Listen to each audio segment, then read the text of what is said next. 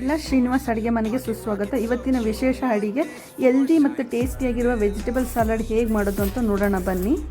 ಮೊದಲಿಗೆ ಒಂದು ಸೌತೆಕಾಯಲ್ಲಿ ತಿನ್ ಸ್ಲೈಸಾಗಿ ಮಾಡ್ಕೊತಾ ಇದ್ದೀನಿ.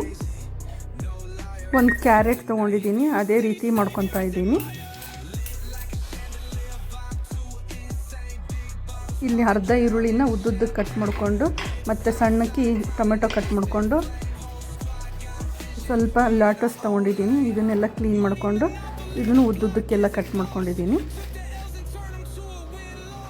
ಎಲ್ಲ ವೆಜಿಟೇಬಲ್ನ ಕಟ್ ಮಾಡಿದ ಮೇಲೆ ಒಂದು ಬೌಲಿಗೆ ಹಾಕಿ ಎಲ್ಲ ಚೆನ್ನಾಗಿ ಮಿಕ್ಸ್ ಮಾಡ್ತಾಯಿದ್ದೀನಿ. ಅದಕ್ಕೆ ರುಚಿಗೆ ತಕ್ಕಷ್ಟು ಉಪ್ಪು, ಚಾಟ್ ಮಸಾಲ, ಪೆಪ್ಪರ್ ಹಾಕಿದ ಮೇಲೆ ಇದಕ್ಕೊಂದು 4 ಸ್ಪೂನಷ್ಟು ಗಟ್ಟಿ ಮೊಸರು ಹಾಕ್ತಾಯಿದ್ದೀನಿ. ಈ ಮೊಸರು ಹಾಕಿ ಎಲ್ಲ ಚೆನ್ನಾಗಿ ಮಿಕ್ಸ್ ಮಾಡಬೇಕು.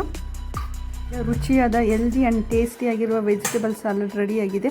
ನಿಮಗೆ ಈ ವಿಡಿಯೋ ಇಷ್ಟ ಆದರೆ ಲೈಕ್, ಶೇರ್ ಆ್ಯಂಡ್ ಸಬ್ಸ್ಕ್ರೈಬ್ ಮಾಡಿ. Thank you for watching.